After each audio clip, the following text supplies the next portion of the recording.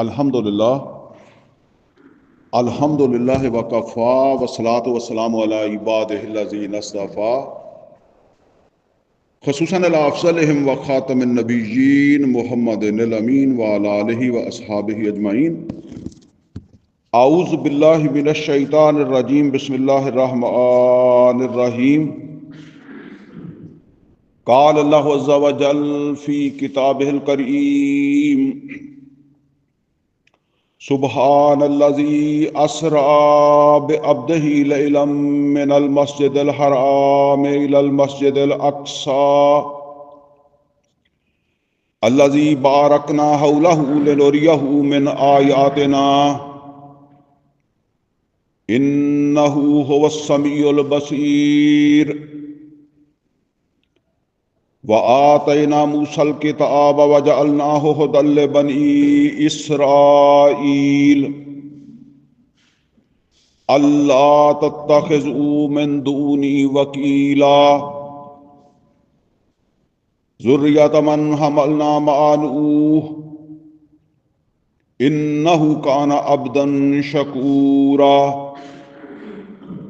وَقَضَيْنَا إِلَىٰ بَنِي إِسْرَائِيلَ فِي الْكِتَابِ لَتُفْسِدُنَّ فِي الْأَرْضِ مَرَّتَيْنِ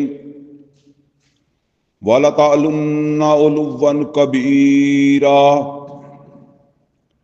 فَإِذَا جَاءَ وَعْدُ أُولَاهُمَا بَعَثْنَا عَلَيْكُمْ عِبَادًا لَّنَا أُولِي بَأْسٍ شَدِيدٍ فَجَاسُوا خِلَالَ الدِّيَارِ وَكَانَ وَعْدًا مَّفْعُولًا۔ ثُمَّ رَدَدْنَا لَكُمُ الْكَرَّةَ عَلَيْهِمْ وَأَمْدَدْنَاكُمْ بِأَمْوَالٍ وَبَنِينَ وَجَعَلْنَاكُمْ أَكْثَرَ نَفِيرًا۔ إِنْ أَحْسَنْتُمْ أَحْسَنْتُمْ لِأَنفُسِكُمْ وَإِنْ أَسَأْتُمْ فَلَهَا۔ فَإِذَا جَاءَ وَعْدُ الْآخِرَةِ لِيَسُوءُوا وُجُوهَكُمْ وَلِيَدْخُلُوا الْمَسْجِدَ كَمَا دَخَلُوهُ أَوَّلَ مَرَّةٍ وَلِيُتَبِّرُوا مَا عَلَوْا تَتْبِيرًا۔ عَسَىٰ رَبُّكُمْ أَن يَرْحَمَكُمْ وَإِنْ عُدتُّمْ عُدْنَا وَجَعَلْنَا جَهَنَّمَ لِلْكَافِرِينَ حَصِيرًا۔ وَإِنَّ هَٰذَا الْقُرْآنَ يَهْدِي لِلَّتِي هِيَ أَقْوَمُ وَيُبَشِّرُ الْمُؤْمِنِينَ الَّذِينَ يَعْمَلُونَ الصَّالِحَاتِ أَنَّ لَهُمْ أَجْرًا كَبِيرًا وَأَنَّ الَّذِينَ لَا يُؤْمِنُونَ بِالْآخِرَةِ أَعْتَدْنَا لَهُمْ عَذَابًا أَلِيمًا۔ صدق اللہ العلی العظیم۔ ربی اشرح لی صدری ویسر لی امری واحلل عقدۃ من لسانی یفقہوا قولی۔ اللہم ارنا الحق حقا وارزقنا اتباعہ وارنا الباطل باطلا وارزقنا اجتنابہ، آمین یا رب العالمین۔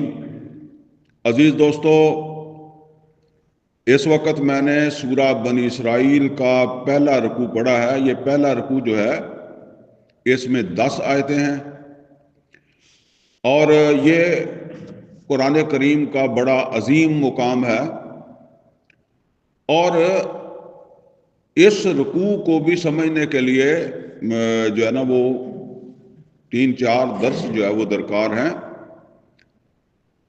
لیکن آج کا جو درس ہے اس کے حوالے سے ہم انشاءاللہ اس کی آیت نمبر 2 سے لے کر آیت نمبر 8 تک کا مطالعہ کریں گے۔ ان آیتوں کا تعلق براہ راست یوں سمجھ لیں کہ جو ہمارا آج موضوع ہے، ٹاپک ہے، اس سے۔ اس سے پہلے ہمارے یہ جو ہے وہ 10 درس ہو چکے ہیں، اور یہ ہمارا 11واں درس ہے۔ جو ہمارا پچھلا درس ہوا تھا اس کے اور اس درس کے درمیان جو ہے وہ بہت گہرا تعلق ہے۔ اس وجہ سے اس درس کو بھی ہمیں تھوڑا سا جو ہے وہ ریوائز کرنا ہوگا تاکہ اس کا ایک خلاصہ ہمارے ذہن کے اندر ہو، پھر اس کو ہم سمجھیں۔ پچھلا جو ہمارا درس تھا یعنی درس نمبر 10، اس کا موضوع کیا تھا؟ وہ موضوع تھا خدائی فوجدار اور فساد فی الارض. یہ تھا 10 نمبر درس کا موضوع. خدائی فوجدار کیا مطلب ہے؟ مطلب ہے کہ اللہ تعالیٰ کی فوج، اللہ تعالیٰ کی پولیس اور زمین کے اوپر ہونے والا فساد. خدائی فوجدار اور فساد فی الارض، یعنی زمین جو ہے یہ اللہ کی ملکیت ہے، اور حقیقی حاکم بھی، حقیقی حکمران بھی اللہ ہے. اور ہر حاکم کی یہ ذمہ داری ہے کہ وہ اپنی حکومت میں، اپنی ریاست میں فساد کو ختم کرے، امن و امان جو ہے اس کو قائم کرے. خاص طور پر زمین کے حوالے سے اللہ تعالیٰ نے یہ ذمہ داری انسان کو عطا کی ہے. انسان کو زمین کے اوپر جب وہ خلیفہ بنایا ہے، اور اس زمین کے اوپر حوالے سے امن اور فساد یہ انسان ہی کے سپرد کیا ہے. آپ کو یاد ہوگا پچھلے درس میں ہم نے پڑھا تھا کہ جب اللہ تعالیٰ نے انسان کو پیدا کیا تھا تو فرشتوں نے جو بات کہی تھی وہ کیا تھا؟ یہ فساد کرے گا، یہ خون ریزی کرے گا. قالوا اتجعل فیہا من یفسد فیہا ویسفک الدماء، خون ریزی کرے گا. تو اللہ تعالیٰ نے فرشتوں کی اس بات کو غلط نہیں کہا تھا کہ بھئی تم غلط کہتے ہو، یہ تو نہیں فساد کرے گا، یہ تو صرف نمازیں ہی پڑھے گا. البتہ اللہ تعالیٰ نے ایک بات کہی کہ انی عالم ما لا تعلمون، تمہیں صرف مطلب یہ ہے کہ فساد ہی نظر آیا ہے، خون ریزی نظر آئی ہے، میں جتنا کچھ جانتا ہوں وہ تم نہیں جانتے. اب یہ سورہ بقرہ کی آیت نمبر 291 292 جو جس پر ہمارا پچھلا درس مشتمل تھا، یہاں آ کر یہ واضح کیا اللہ نے کہ اللہ اس فساد کو کس طریقے سے انسان ہی کے ذریعے سے جو ہے وہ فروغ کرواتا ہے. دیکھیں اللہ تعالیٰ نے انسان کے اندر خیر بھی رکھا، شر بھی رکھا. سورہ شمس کے اندر فرمایا فَأَلْهَمَهَا فُجُورَهَا وَتَقْوَاهَا، ہم نے انسان کے اندر جو ہے وہ تقوی بھی، خدا خوفی بھی رکھی ہوئی ہے. اور دوسرا کیا رکھا ہے؟ سرکشی بھی رکھی ہے، بغاوت بھی رکھی ہے. فَأَلْهَمَهَا فُجُورَهَا وَتَقْوَاهَا، یعنی اس میں خدا خوفی بھی ہے اور تقوی بھی ہے، اور اس میں سرکشی بھی ہے، بغاوت بھی ہے. اور اس کا ایک مظہر ہم دیکھتے ہیں کہ ایک ٹائم ایک آدمی جو ہے وہ اس کے اندر بڑا تقوی ہوتا ہے، اور پھر کسی وقت اس کے اندر جو ہے وہ بڑی بغاوت ہوتی ہے. اسی طرح جو معاشرہ وجود میں آتا ہے تو اس معاشرے میں بھی ایسا ہوتا ہے کہ اسی معاشرے میں جو ہے وہ تقوی والے، اللہ سے ڈرنے والے، خدا خوفی رکھنے والے بھی ہوتے ہیں، اور اسی میں باغی اور سرکش بھی ہوتے ہیں. تو فرشتے جو تھے نا، انہوں نے بس ایک چیز کو نوٹ کیا کہ یہ خون ریزی کرے گا، فساد کرے گا، اور وہ جو دوسرا اس کا حصہ تھا اس کو وہ نہیں سمجھے. اچھا، جیسے میں نے آپ سے عرض کیا کہ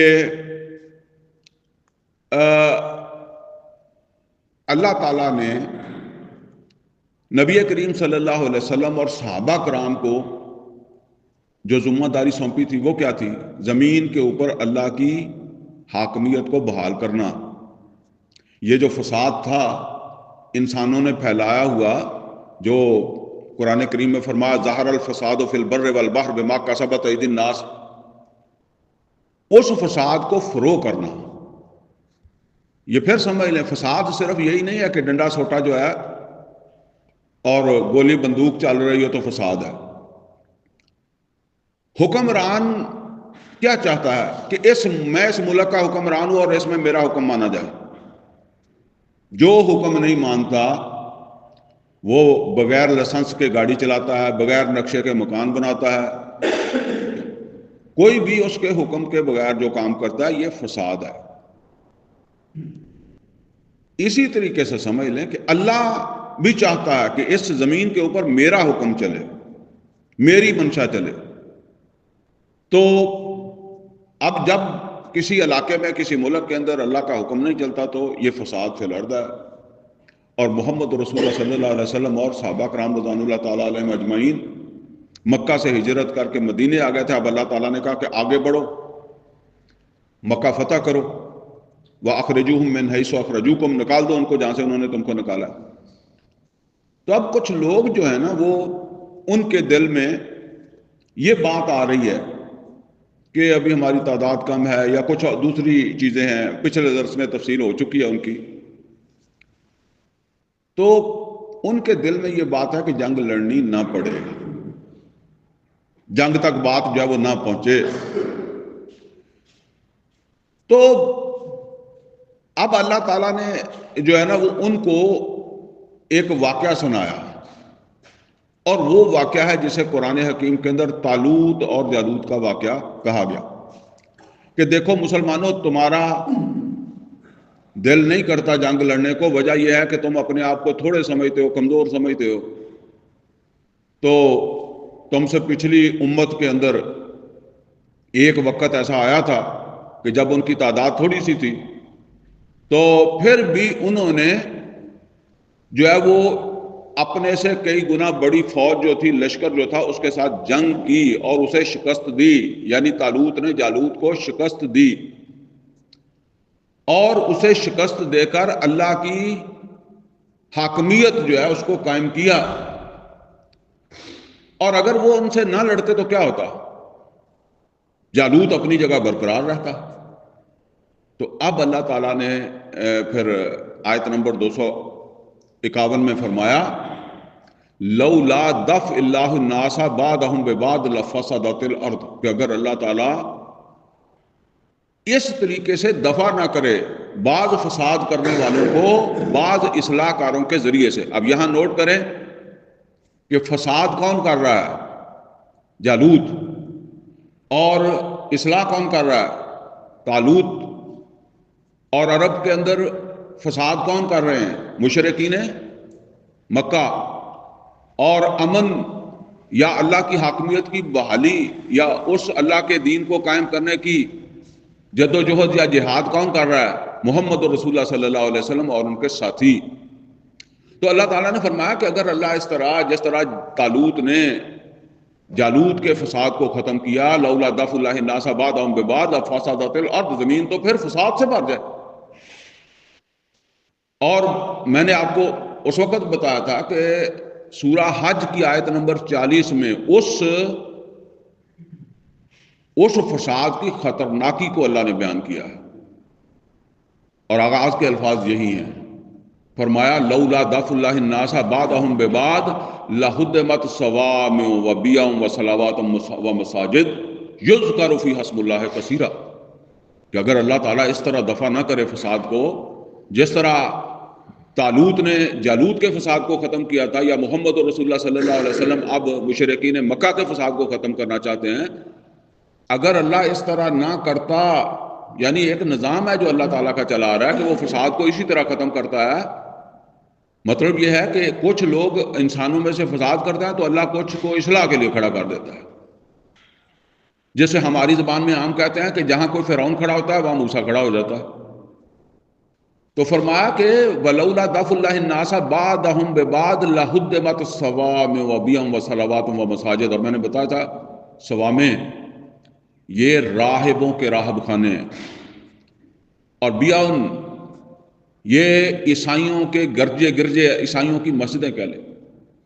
وصلوات یہودیوں کی مسجدیں یا یہودیوں کے عبادت خانے سلوتے، و مساجد اور مسلمانوں کی مسجدیں. اللہ ذرا یہ دیکھیں، نوٹ کریں، اللہ کہتا ہے کہ اگر اللہ نے جب آدم کو بنایا تو اس وقت یہ اصول نہ رکھا ہوتا کہ جب اس میں شر پھیلانے والے کھڑے ہوں گے، فساد کرنے والے کھڑے ہوں گے، تو انہی میں سے اصلاح کار بھی کھڑے ہوں گے، تو پھر نہ زمین کے اوپر جو ہے وہ راہب خانے رہتے، نہ زمین کے اوپر جو ہے وہ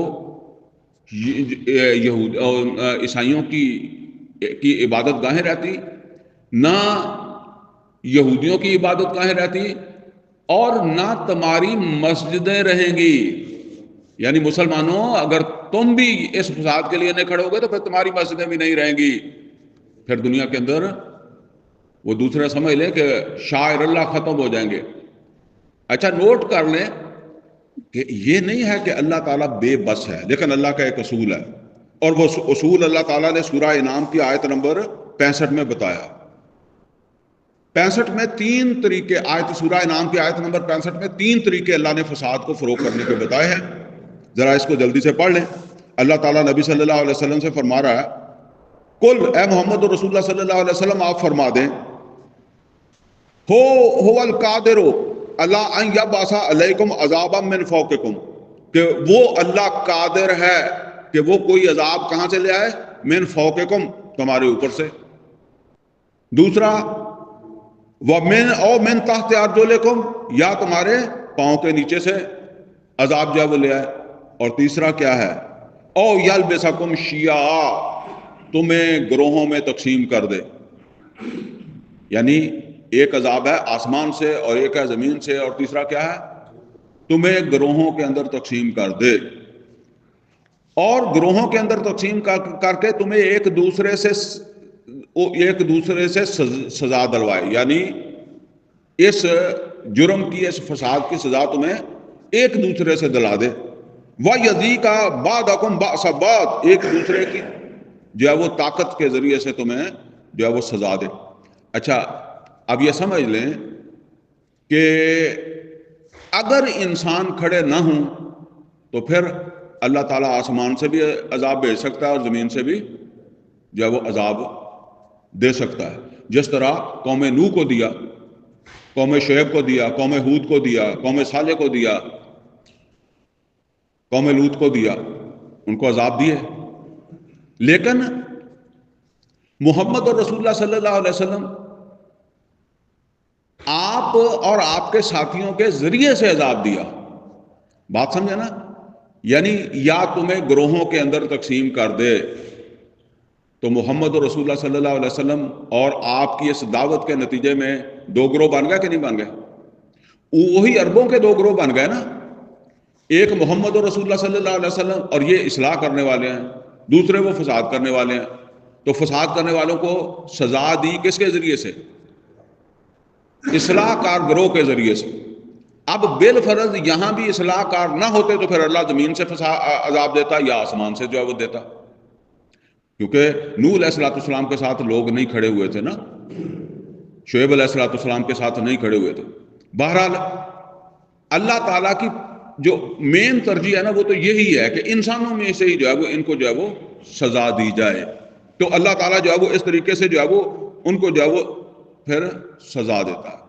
تو یہ بات اللہ تعالیٰ نے مسلمانوں کو واضح طور پر جو ہے وہ سمجھائی کہ اللہ تعالیٰ کی یہ منشا ہے کہ تم کھڑے ہو اور اس فساد کو جو ہے وہ فروغ کرو، اس فساد کو جو ہے وہ مٹانے کی کوشش کرو. اچھا اب اگلی بات یہ ہے کہ خلاصہ میری گفتگو کا یہ ہے کہ اللہ تعالیٰ چاہتا ہے کہ ایمان والے جو ہیں وہ فساد کو ختم کریں. یعنی یہ ہیں فوجدار اللہ کے. یعنی کبھی یہ اللہ کا فوجدار طالوت اور اس کا لشکر تھا، اور کبھی محمد رسول اللہ صلی اللہ علیہ وسلم اور محمد رسول اللہ صلی اللہ علیہ وسلم کے ساتھی تھے. ٹھیک ہے نا؟ اب مسئلہ یہ ہے کہ اگر وہ فوجدار کرپٹ ہو جائیں، بات سمجھ آ رہی ہے؟ کرپٹ ہو جائیں، وہی فساد کرنے لگ جائیں. جیسے آپ کہتے ہیں کہ جی پولیس کا کیا کام ہوتا ہے؟ امن و امان قائم کرنا، فساد ختم کرنا. تو پولیس خود فساد کرنے لگ جائے. یعنی مسلمان جن کو اللہ تعالیٰ نے یہ ذمہ داری دیا ہے کہ وہ زمین کے اوپر فساد کو ختم کریں، امن کو بحال کریں، اور مسلمان خود فساد کرنے لگ جائیں، تو پھر کیا ہوگا؟ پھر بھی اللہ تعالیٰ انسانوں میں سے ہی انسانوں کو اٹھاتا ہے، اور وہ بے شک کافر ہی ہوں. یہ نوٹ کریں، جو میں بات آپ سے کہہ رہا ہوں نا، وہ بے شک کافر ہی ہوں. اللہ پھر ان کے ذریعے سے ان کو جو ہے وہ سزا دیتا ہے. یہ موضوع ہے آج ہمارا، یعنی آج کا جو 11واں درس ہے، اس میں ہمارا موضوع ہے فسادی خدائی فوجدار اور ان کی سزا. یعنی جب فوجدار ہی فساد کرنے لگ جائیں تو پھر ان کو اللہ کس طریقے سے سزا دیتا ہے. اب ذرا میں یہ تھوڑا سا لنک جوڑ دوں اور پھر ہم ان آیتوں کو پڑھیں گے انشاءاللہ. دیکھیں طالوت اور اس کے لشکر نے جالوت اور اس کے لشکر کو شکست دے دی. اچھا شکست دے دی تو پھر کیا ہوا؟ اللہ کی حاکمیت، اللہ کی حکومت، اللہ کا نظام قائم ہو گیا. جس طرح جب محمد اور رسول اللہ صلی اللہ علیہ وسلم اور صحابہ کرام رضوان اللہ تعالیٰ علیہم اجمعین نے عرب کے اندر مشرکین کو صاف کر دیا تو کیا ہوا؟ اللہ کی حاکمیت، اللہ کی حکومت قائم ہو گئی نا. اسی طریقے سے طالوت کے لشکر کے ذریعے سے جالوت کو شکست ہوئی اور اس کے لشکر کی شکست ہوئی تو کیا ہوا؟ اللہ کی حکومت قائم ہو گئی. تو اس کے بعد جو پہلا ملک کا حکمران بنا وہ کون بنا؟ ظاہر ہے طالوت ہی پہلا حکمران بنا، لیکن اللہ نے اس کو عمر دی 16 سال. وہ 16 سال بعد فوت ہو گیا. اچھا جب فوت ہو گیا تو اب اس کے بعد اس ملک کا حکمران کون بنا؟ داؤد علیہ السلام. ٹھیک ہے نا؟ داؤد علیہ السلام بنے جو اللہ کے پیغمبر بھی تھے، جن پر زبور نازل ہوئی. 40 سال تک حکومت کی کس نے؟ داؤد علیہ السلام نے. تو یہ کتنے ہو گئے؟ 16 اور 40 جمع آپ خود کرتے رہے. اچھا 40 سال بعد، حکومت کے 40 سال بعد داؤد علیہ السلام بھی فوت ہو گئے. پھر کون حکمران بنا؟ سلیمان علیہ السلام. اور سلیمان علیہ السلام نے 50 سال حکومت کی ہے. اب یہ تقریباً 100 سال تھوڑا اوپر نیچے ہو سکتا ہے. ٹھیک ہے نا؟ ایک پوری صدی. ذرا آپ اس حکومت کی شان دیکھیں نا، کیا شان ہوگی اس کی جب سلیمان علیہ السلام کا تخت جاتا تھا. یہ فساد کو ختم کرنے کے بعد اللہ تعالیٰ نے جو ان کو عزت دی، عروج دیا. ٹھیک ہے؟ اور آپ دیکھیں اسی طرح محمد رسول اللہ صلی اللہ علیہ وسلم نے فساد کو ختم کیا تو کتنی عزت مسلمانوں کو ملی. عمر فاروق رضی اللہ تعالیٰ عنہ کا زمانہ دیکھیں، اب عثمان رضی اللہ تعالیٰ عنہ کا زمانہ دیکھیں. وہ تو آپس کی جنگیں اور جھگڑے اور مسئلے ہیں، ورنہ تو مسلمانوں کو دنیا میں مسلمانوں کا کوئی توڑ ہی نہیں تھا. اچھا اب داؤد اور سلیمان علیہ السلام کے بعد کیا ہوا؟ سلیمان علیہ السلام کے بعد اس سلطنت کو زوال آنا شروع ہو گیا. اور یہ بات سمجھ لیں کہ جو ایک آدمی ہوتا ہے نا، ایک آدمی اس کی زندگی ہوتی ہے تھوڑی. مثال کے طور پر ہم پیدا ہوئے ہیں، ہم بس پیدائش سے سنتے تھے کہ اسلام کو ترقی ہوگی، غلبہ ہوگا. اب ہم بوڑھے ہو گئے ہیں تو اب بھی بات کہیں نظر نہیں آتی. ٹھیک ہے نا؟ ہمیں اب بھی اسی طرح ہی سننے والی بات ہی ہے، دیکھنے والی نہیں. لیکن جو قومیں ہوتی ہیں نا، ان کا پروسیس صدیوں پر ہوتا ہے. وہ جو ہے نا وہ تھوڑے دنوں پر نہیں ہوتا. اللہ تعالیٰ نے یہ بتا دیا تھا کہ یہ جو فساد کو فروغ کرنے والے ہیں طالوت اور اس کا لشکر، یہ جب ان کو عزت ملے گی تو یہ پھر ایک دن فساد میں مبتلا ہو جائیں گے. لیکن یہ فساد میں وہ ایک دن میں مبتلا نہیں ہوئے. کئی وہاں اس وقت انتظار میں بیٹھے ہوں گے جب طالوت جیتا ہوگا کہ یہ فساد میں کب مبتلا ہوں گے، تو مر گئے ہوں گے. کئی صدیاں لگ گئیں، کیونکہ جیسے اوپر جانے میں ٹائم لگتا ہے ایسے ہی پھر نیچے آنے میں ٹائم لگتا ہے. بہرحال زوال شروع ہو گیا سلیمان علیہ السلام کے بعد. ایک دم نہیں، کمزوری آہستہ آہستہ آئی. اور کرتے کرتے یہ وقت آ گیا کہ اب وہ اللہ کے احکامات ختم، وہ اللہ کی حاکمیت کا تصور ختم. بس وہ سادہ جس طرح ہم عام طور پر کہتے ہیں جی نماز پڑھ لی، روزہ رکھ لیا، داڑھی کا جھگڑا کر لیا، رفع یدین کا جھگڑا کر لیا، بس یہ جھگڑے ان کے جب رہ گئے. باقی وہ جو ایک وصف تھا نا کہ یہ اللہ کی حکومت ہے اور اللہ کا نظام ہے، وہ ختم ہو گیا. ظاہر بات ہے کہ جب ختم ہو گیا تو اللہ نے سزا دینی تھی کہ نہیں دینی تھی؟ اللہ نے سزا دی. اور سزا بھی کیسی دی؟ اس سلطنت کو جس کا کبھی حکمران کون ہوتا تھا؟ سلیمان علیہ السلام، جس کی شان یہ تھی کہ وہ ایک ملک کی حکمران کو کہتا تھا میرے پاس مسلمان ہو کر آؤ. ملکہ سبا. ٹھیک ہے؟ آج اس کے ملک پر حملہ ہو گیا. اور حملہ کس نے کیا؟ اس وقت کے نمرود نے، اور وہ نمرود کس ملک سے اٹھا تھا؟ عراق سے، اور اس نے آ کر وہ سلیمان علیہ الصلوۃ والسلام والی مسلمانوں کی سلطنت، لیکن یہ سمجھ لیں وہ مسلمان زوال میں جا چکے ہیں، ان کی وہ شان ختم ہو گئی ہے، اس نے تیس نیس کر دیا۔ کہتے ہیں 6 لاکھ انسان اس نے اس زمانے میں قتل کر دیا، اور 6 لاکھ انسان قیدی بنا کر عراق لے گیا۔ نوٹ کریں مرنے والے کون ہیں؟ مسلمان، اس وقت وہی مسلمان تھے نا، اور مارنے والا کون ہے؟ نمرود اور اس کا لشکر۔ اور اس نے حکم دیا کہ تمام بچے اور بوڑھے قتل کر دیے جائیں، یہ بوجھ ہیں، جو جوان ہیں، عورتیں ہیں، بچے ہیں، جو آگے جا کر غلامی میں زندگی گزاریں گے، ان کو ساتھ اس نے قیدی بنایا، لے گیا۔ اچھا، جب یہ عذاب آیا تو اس وقت ان میں ایک پیغمبر بھی تھے۔ مزے کی بات آپ دیکھیں، جب عذاب آیا تو ان میں کیا تھا؟ ایک پیغمبر بھی تھے، ان کا نام پلا کیا تھا؟ عزیر علیہ السلام، جن کا ذکر سورہ بقرہ میں ہی ہے۔ اچھا، عزیر علیہ السلام ان کو سمجھاتے تھے کہ دیکھو انسان بنو، جس طرح اللہ نے تمہیں پہلے عزت دی تھی پھر اللہ عزت دے گا، لیکن وہ مانتے نہیں تھے۔ پھر اللہ نے ان کو سزا دینی تھی، نمرود وقت جو ہے اس نے آ کر حملہ کر دیا۔ عزیر علیہ السلام کو اللہ تعالیٰ نے کہا ہوگا کہ آپ ان کی ٹھکائی ہونے لگی ہے، آپ ذرا سائڈ پہ ہو جائیں۔ تو وہ عزیر علیہ السلام کہیں سائڈ کے اوپر جو ہے وہ ہوئے، اور پھر وہ نمرود کا طوفان آ گیا۔ اب عزیر علیہ السلام واپس آئے، جب انہیں پتہ لگا کہ وہ نکل گیا ہے نمرود، تو واپس آئے تو انہوں نے دیکھا یہ تو سب تباہ ہیں، برباد ہیں، اللہ کا گھر بھی بچا نہیں ہے، مسجد بھی نہیں بچی ہے۔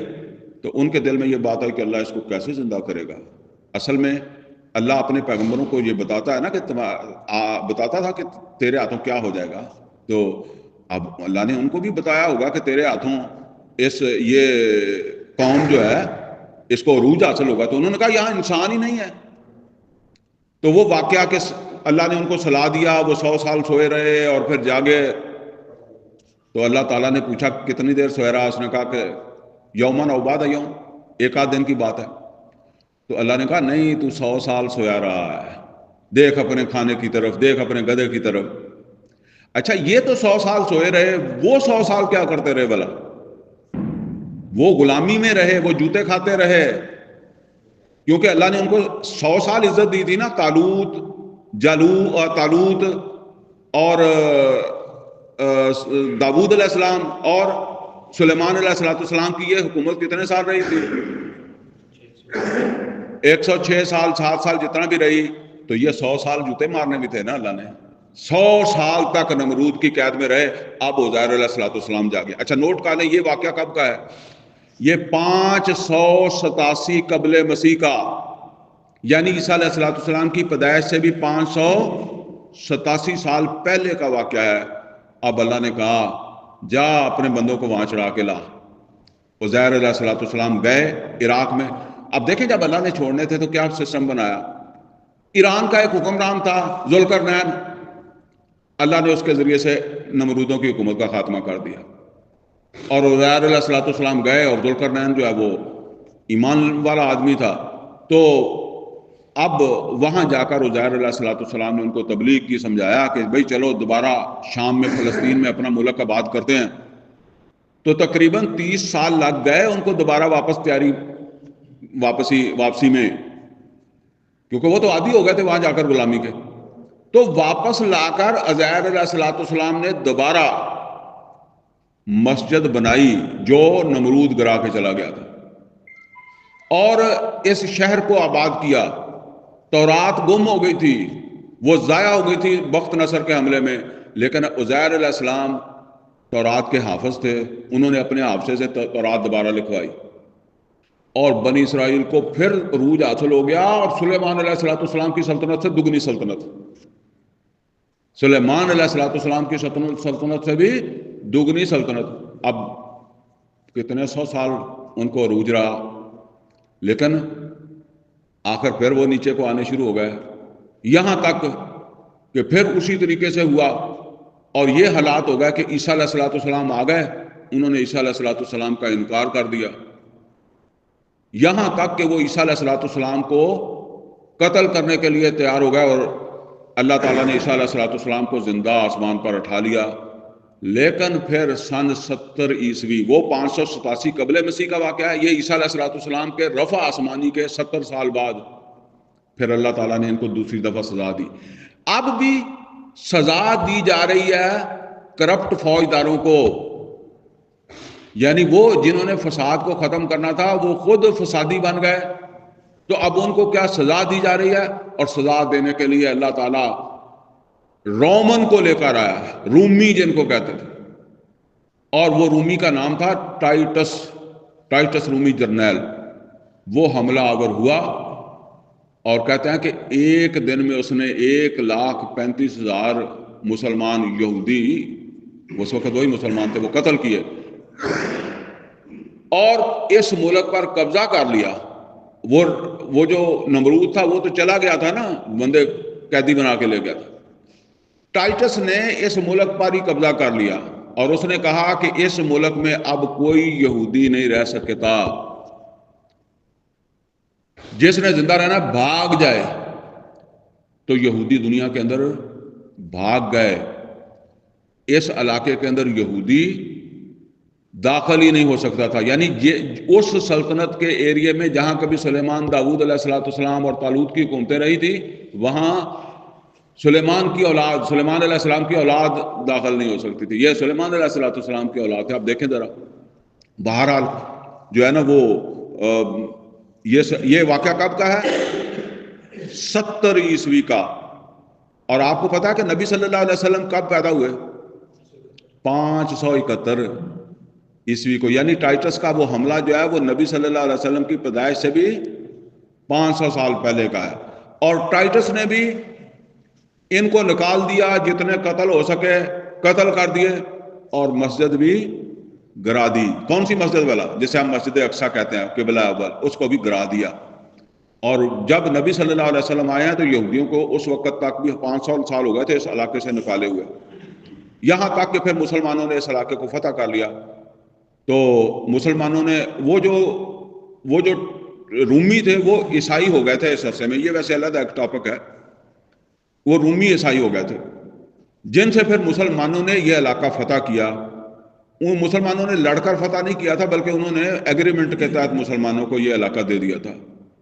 تو مسلمانوں نے، عمر فاروق رضی اللہ تعالیٰ عنہ نے جا کر ان سے معاہدہ کیا تھا، تو اس وقت یہودیوں کو اجازت دی گئی تھی کہ چلیں یہ، چونکہ جی ان کے آباء و اجداد کا وطن ہے نا، تو چلیں یہ ویزا لے کر 3 دن کے لیے اس علاقے میں آ سکتے ہیں۔ تو یہ پھر جانا شروع ہو گئے، یہاں تک کہ 1948 میں جب برطانیہ نے مسلمانوں کی حکومت ہر جگہ سے ختم کر کے پوری دنیا کے اوپر تقریباً برطانیہ کا قبضہ ہو گیا، تو اس نے پھر وہاں دوبارہ یہودیوں کو جو ہے وہ آباد کیا۔ یہ ساتھ ایک تاریخ بھی تھی جو میں نے آپ کو بتا دی۔ تو میرا بات کرنے کا خلاصہ کیا ہے؟ خلاصہ یہ ہے کہ اتنی بڑی بڑی سلطنتیں مسلمانوں کی، اللہ کے فوجداروں کی جب کرپٹ ہوئی تو پھر اللہ تعالیٰ نے ان کو سزا دینے کے لیے بھی انسانوں ہی کو استعمال کیا۔ آپ ذرا ان آیتوں کو پڑھ لیں۔ فرمایا 2 نمبر آیت سے پڑھ رہے ہیں ہم جی، وَآتَيْنَا مُوسَى الْكِتَابَ، اللہ تعالیٰ فرماتا ہے کہ ہم نے دی تھی موسیٰ علیہ السلام کو بھی کتاب، وَجَعَلْنَاهُ هُدًى لِبَنِي اسرائیل، اور اس کتاب کو ہم نے بنی اسرائیل کے لیے ہدایت بنایا تھا۔ اور اس کتاب کا لب لباب کیا تھا؟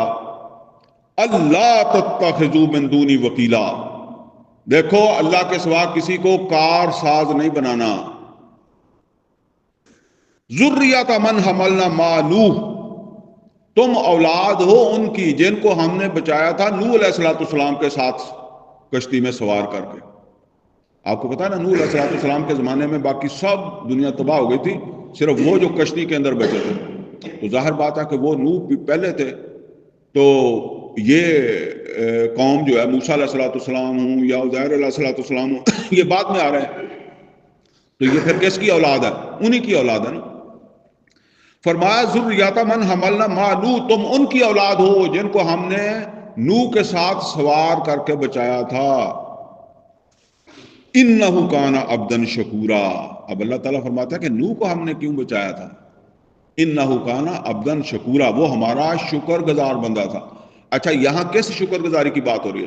یعنی یہ تمہیں ہدایت دے رہے ہیں، تورات دے رہے ہیں، اس کی ناقدری نہیں کرنی، ناشکری نہیں کرنی. نوح علیہ الصلوۃ والسلام شکر کرنے والا تھا تو ہم نے بچا لیا، اور جنہوں نے ناشکری کی ان کو غرق کر دیا.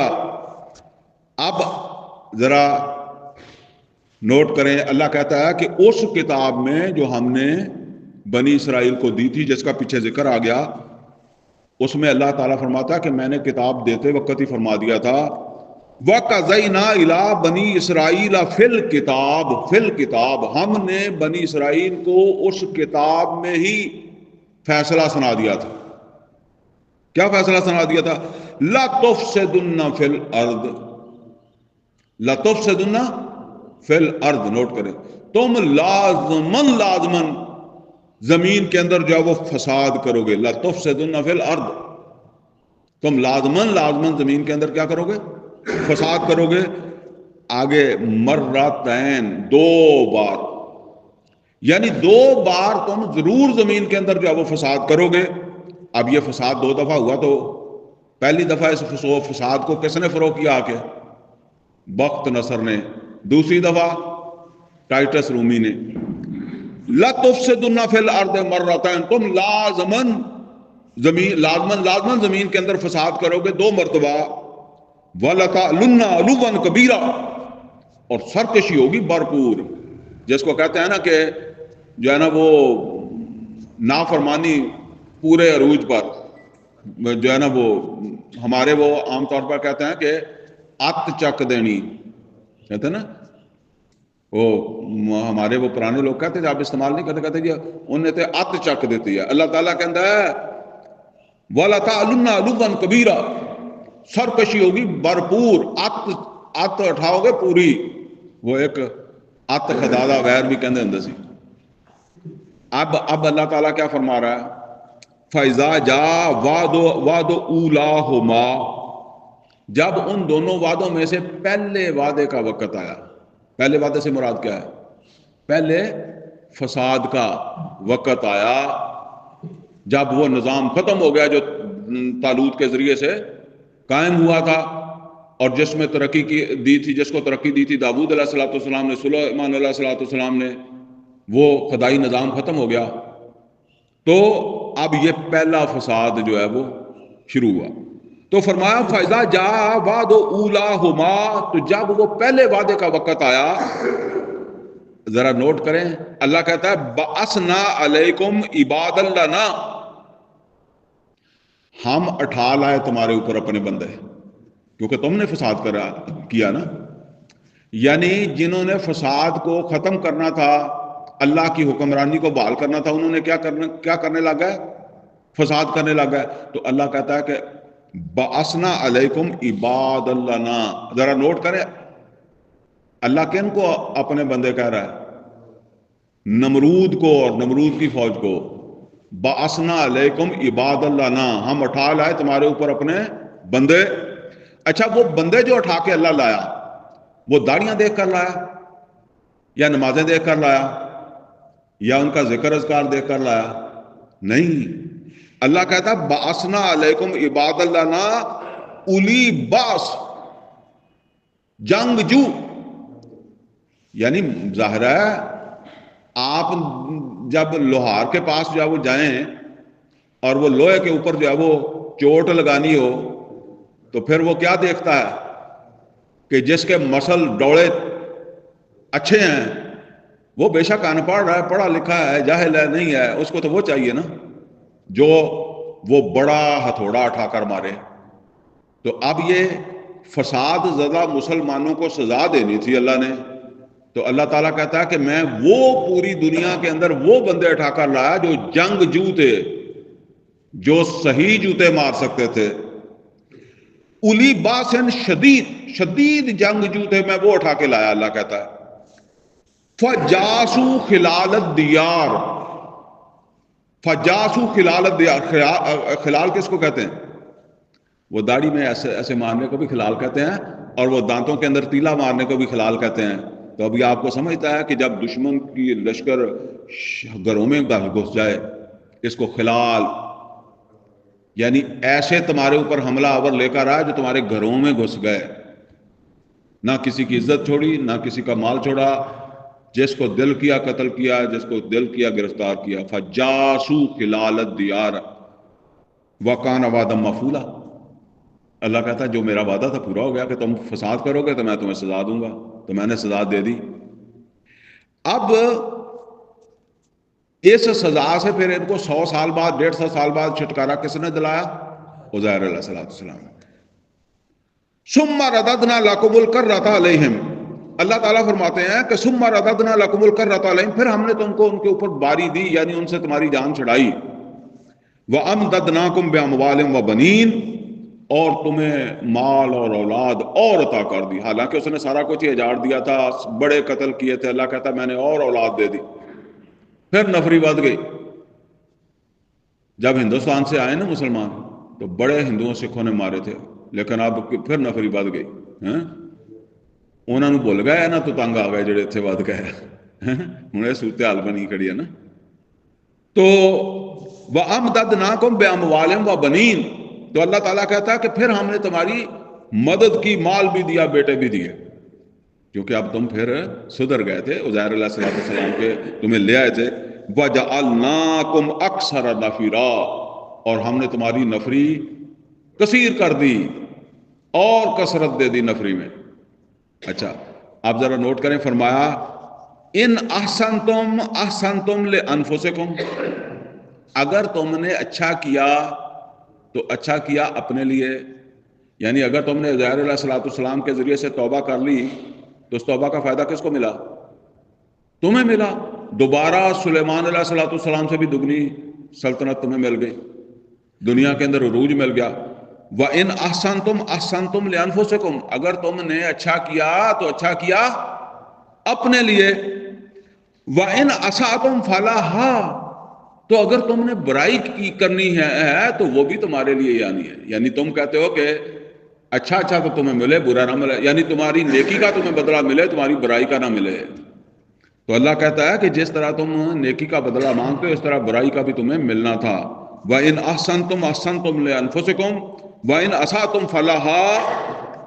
اب آ گیا دوسرا وعدہ، پھر برائی کی طرف چلے گا۔ اللہ کہتا ہے تم نے اچھا کیا تو ہم نے تمہیں عزت دے دی، تو جب تم برائی پر آ گئے تو پھر بھی تمہیں برائی کا بدلہ بھی تو ملنا تھا نا۔ پھر وہ عزیر علیہ السلام دنیا سے چلے گئے، آہستہ آہستہ ان کے اندر پھر وہ خرابیاں آ گئی، اتنی خرابی آ گئی کہ عیسیٰ علیہ السلام کا بھی انکار کر دیا۔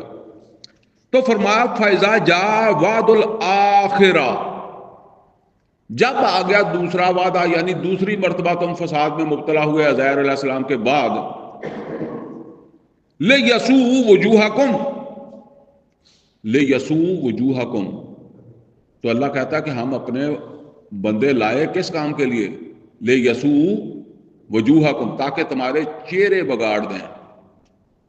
کہتے نہیں وہ جب کہتا جی مار مار کے تیرا بوتھا بن جائے گا، یہ ہے مطلب اس کا، تاکہ تواڈے بوتھے پنے جان۔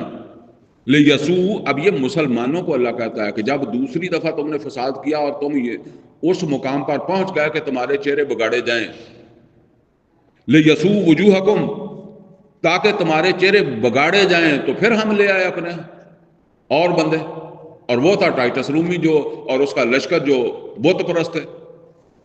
وَلِيَدْخُلُ الْمَسْجِدَ، اب نوٹ کریں مسجد کا لفظ، وَلِيَدْخُلُ الْمَسْجِدَ، تاکہ وہ داخل ہو جائیں تمہاری مسجد میں بھی، کما دخلوہ اول مرہ، جس طرح وہ داخل ہوئے تھے پہلی بار۔ اب یہاں آ کر بتایا کہ پہلی بار بھی وہ مسجد گرا کر ہی گیا تھا۔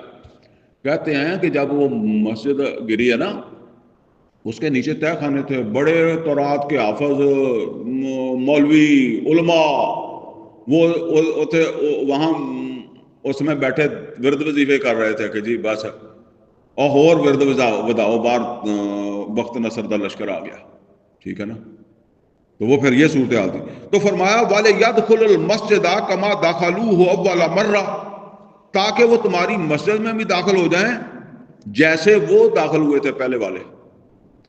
وَلَيُتَبِّرُ مَا لَوْ تَتْبِيرًا، اور مسجد میں داخل ہو کے کیا کریں گے؟ تورات پڑھیں گے. وَلَيُتَبِّرُ مَا لَوْ تَتْبِيرًا، تاکہ جہاں پڑے ہاتھ کر دیں ہر چیز کو تباہ. یعنی وہ مسجد میں نماز پڑھنے کے لیے، تورات پڑھنے کے لیے نہیں آئے، بلکہ جہاں ان کا ہاتھ پڑے کر دیں ہر چیز کو برباد.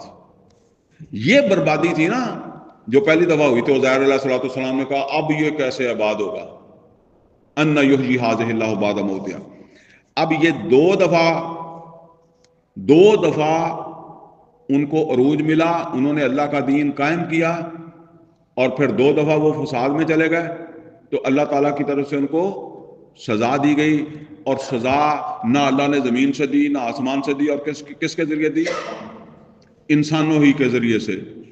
اور وہ انسان پھر اللہ تعالیٰ نے اس طرح کے چنے جن کے ذریعے سے ان کو خوب سزا دی جا سکتی تھی. اور اسی کے اوپر آپ سوچ لیں، ہم بھی تو اسی اللہ کی مخلوق ہیں. اب آپ کہتے ہیں جی امریکہ آ کر فلاں جگہ بھی فلاں ملک کو بھی مار جاتا ہے، فلاں کو بھی مار گیا، اور ہمیں بھی مار گیا، اور ہم یہ ہیں، ہم وہ ہیں. تو سمجھ تو آ جانی چاہیے. اگر اس رکوع کو غور سے پڑھیں تو پھر تو سمجھ کی ضرورت ہی نہیں ہے. خود بخود بتاتا ہے کہ اللہ کی وہ سنت ہے. نبی کریم صلی اللہ علیہ وسلم کی ایک حدیث ہے. نبی صلی اللہ علیہ وسلم نے فرمایا اللہ یاتین علی امتی کما اتی علی بنی اسرائیل حذو النعل بالنعل. میری امت کے اوپر بھی وہ سب حالات آئیں گے جو بنی اسرائیل کے اوپر آئے، حذو النعل بالنعل، جس طرح ایک جوتا دوسرے جوتے کے مشابہ ہوتا ہے. محترم ڈاکٹر اسرار احمد صاحب، انہوں نے ایک ان کی کتاب ہے، چھوٹا سا کتابچہ ہے، شروع کے اندر چھپتا تھا، اب تو خیر مجھے نہیں پتا، اس کا میں عنوان آپ کو بتا دیتا ہوں. موجودہ امت مسلمان کی تاریخ اور مسلمانان پاکستان کی خصوصی ذمہ داری. ڈاکٹر صاحب نے ان دونوں امتوں کی اس تاریخ کا موازنہ اس کے اندر کیا ہے. اور ڈاکٹر صاحب کہتے ہیں کہ ان کو بھی 2 دفعہ عروج ملا تھا، ہمیں بھی امت محمد کو بھی 2 دفعہ عروج ملا ہے، اور ان کو بھی 2 دفعہ جوتے پڑے تھے، اور ہمیں بھی 2 دفعہ جوتے پڑے ہیں. اور اب آپ خود غور کر رہے ہیں، یعنی ہمارا یہ نظام کب ختم ہوا ہے؟ بگاڑ پیدا ہوا لیکن ختم کب ہوا؟ 1924 میں سلطنت عثمانیہ ختم ہوئی ہے نا. 1924 سے آج 2026 تک کچھ 100 سال ہو گیا کہ نہیں ہو گیا؟ بہرحال یہ بات سمجھ لیں، موڑا پہ گیا ہے. مسلمانوں کو اب دوبارہ عروج ملے گا، ٹھیک ہے نا. فرد کی بات اور ہوتی ہے. میں نے آپ کو بتایا کہ جب ہم پیدا ہوئے تو اس وقت بھی ہم یہ دیکھ رہے تھے کہ مسلمانوں کو عروج ملے گا، بوڑھے ہو گئے تو اب بھی یہی صورتحال ہے. لیکن جب امتوں کا معاملہ ہے تو اس میں ٹائم زیادہ لگتا ہے، ٹھیک ہے نا. جو حالات ہیں اس وقت، یہ آپ سوچ بھی نہیں سکتے تھے کہ پاکستان، یا تو بندے کے منہ کے اوپر جب یہ بات چڑھی ہوئی تھی نا، یہ پاکستانی فوج کسے کام دی نہیں، پاکستانی فوج کسے کام دی نہیں. اب دنیا کہتی ہے پاکستانی فوج ہی کام دی ہے، ٹھیک ہے نا. تو یہ سمجھ لیں واپسی ہو گئی ہے، لیکن یہ واپسی ہوگی، کچھ ٹائم بھی لگے گا، اور رفتہ رفتہ بہتری کی طرف جائے گی. اور یہ سعودی عرب، پاکستان، ترکی، یہ کوئی سوچ سکتا تھا کہ یہ اکٹھے ہوں گے، اس طرح چلیں گے؟ بہرحال یہ اللہ تعالیٰ کی حکمتیں ہیں. اور وہ ڈاکٹر صاحب تو کب کے چلے گئے. ڈاکٹر صاحب یہ باتیں کہا کرتے تھے، ٹھیک ہے نا، وہ چلے گئے کیونکہ ایک فرد تھا نا. لیکن اب وہ وقت آہستہ آہستہ آ رہا ہے، اور آپ میں جو نوجوان ہیں انشاءاللہ دیکھیں گے بہتری ہوگی وقت کے ساتھ ساتھ. بہرحال یہ سمجھ لیں کہ فرمایا، اب آخری آیت ہے جو آج ہم نے پڑھنی ہے، 8 نمبر آیت. عسیٰ ربکم ان یرحمکم. لوگو یا مسلمانوں سمجھ لو، عسیٰ ربکم ان یرحمکم، تمہارا رب ہو سکتا ہے اب بھی تمہارے پر مہربان ہو جائے. یعنی تم نے 2 دفعہ ہم نے تمہیں عزت دی، اور 2 دفعہ تم نے فساد کیا، تو ہم تمہیں تیسری بار بھی عزت دے سکتے ہیں، تیسری دفعہ بھی تمہارے اوپر مہربان ہو سکتے ہیں. عسیٰ ربکم ان یرحمکم، لیکن ہماری مہربانی سے پہلے سمجھ لو، ان عدتم عدنا. کیا مطلب ہے اس کا؟ وَإِنْ عُدْتُمْ عُدْنَا، اگر تم نے اعادہ نہیں کہتے جی اس نے اعادہ کر، یعنی اگر تم نے اعادہ کیا تو ہم بھی اعادہ کریں گے. کیا مطلب ہے کہ اگر تم نے دوبارہ فساد کیا تو پھر ہم تمہاری ٹھکائی پھر کروا دیں گے، یہ مطلب ہے. یعنی پھر یہ نہ سمجھنا کہ اب ہم کچھ نہیں کریں گے. وَإِنْ عَصَىٰ رَبُّكُمْ أَن يَرْحَمَكُمْ، این ممکن ہے تمہارا رب اب بھی تم پر مہربان ہو جائے، تمہیں دوبارہ عزت دے دے. لیکن وَإِنْ عُدْتُمْ عُدْنَا، اگر تم وہ کرو گے جو تم نے پہلے کیا تھا تو پھر ہم وہ کریں گے جو پھر ہم نے اس کے نتیجے میں کیا تھا. وَجَعَلْنَا جَهَنَّمَ لِلْكَافِرِينَ حَصِيرًا، باقی کافر جو ہے نا ان سے ہماری محبت نہیں ہے، لیکن تمہیں سزا دینے کے لیے ہم ان کو استعمال کر لیتے ہیں، باقی پھر ان کو سزا دیں گے جہنم کے اندر. تو یہ ہے جی اصل کے اندر ہمارا موضوع. ذرا پھر دوبارہ نوٹ کر لیں کہ فسادی خدائی فوجدار اور ان کی سزا اللہ تعالیٰ پھر اس طریقے سے، اگر وہی مسلمان جن کو جو اللہ کے فوجدار ہیں، جنہوں نے اللہ تعالیٰ کی حاکمیت قائم کرنی تھی، اور وہ فساد کے مرتکب ہو جائیں اور بھرپور فساد، جس طرح آج پوری دنیا کے اندر جو ہے وہ نظام کہیں موجود ہی نہیں ہے جو محمد رسول اللہ صلی اللہ علیہ وسلم چھوڑ کر گئے تھے، تو پھر اللہ تعالیٰ سزا دلاتا ہے. اور سزا دینے کے لیے پھر اللہ تعالیٰ یہ نہیں دیکھتا کہ کسی نیک کو لانا ہے، ان کو لاتا ہے جو اچھا جوتا ماریں. ٹھیک ہے، تو اللہ سے دعا ہے اللہ ہمیں قرآن کا فہم عطا فرمائے، عمل کی توفیق عطا فرمائے. اقول قولی ھذا واستغفر لی ولکم ولسائر المسلمین والمسلمات.